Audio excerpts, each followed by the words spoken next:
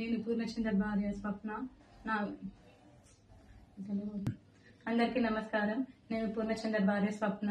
నాకు స్వేచ్ఛ పూర్ణద్వారమే పరిచయం అయింది.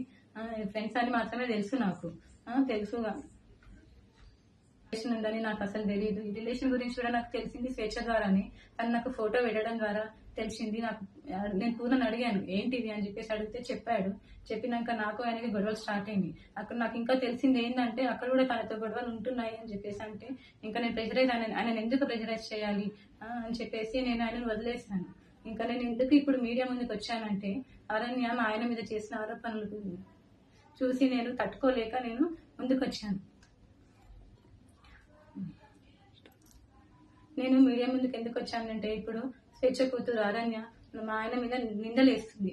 ఆ నిందలు నేను చూసి తట్టుకోలేక నేను వచ్చాను బయటికి. నా పిల్లలతో పాటే అరణ్యను కూడా సరి సమానంగా చూసుకున్నాడు పూర్ణ. చూసుకున్నాడు. తనకి స్కూల్లో జాయిన్ చేశాడు, ఫీజులు కట్టాడు. నా పిల్లలకి బట్టలు తీసుకున్నప్పుడు ఆయన కూడా తీసుకునేవాడంట. మళ్ళీ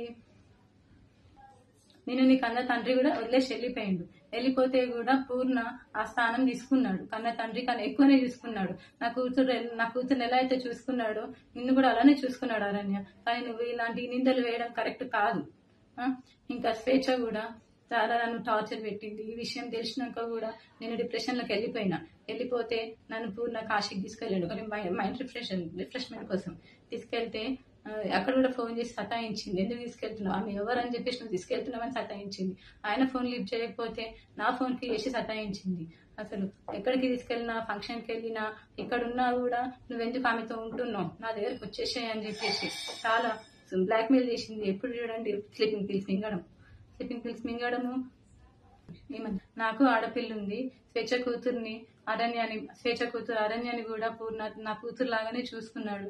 నాకు తెలియకుండా పిల్లలని ఆమె దగ్గరికి తీసుకొని వెళ్ళి ఆడిపిస్తుంటే వచ్చేవాడు. తర్వాత నాకు నా పిల్లలు చెప్పారనమాట, అమ్మ ఒక అక్క దగ్గరికి వెళ్ళి ఆడుకుంటున్నాను, ఒక ఆంటీ ఉన్నది, ఒక ఆంటీ నన్ను అమ్మ అని పిలవమని చెప్పింది అని చెప్పేసి నా కూతురు చెప్పింది.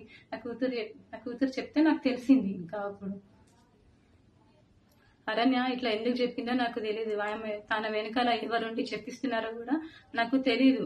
కానీ ఇవన్నీ చేయొద్దు అరణ్య, నువ్వు కొంచెము. మా ఆయన మీద నాకు నమ్మకం ఉంది. ఆయన అంత చెడ్డ మనిషి కానే కాదు. ఇంత చేరదీసిండు నిన్ను అరణ్య. మీ మమ్మీని ఇంత చేరదీసినా కూడా నా బతుకుని మీ మమ్మీ ఏం చేసిందమ్మా, తీసుకొని మమ్మల్ని రోడ్డు పాలు చేసేసింది. ఇప్పుడు నా జీవితము ఏంటి, నా పిల్లల భవిష్యత్తు ఏంటి అరణ్య.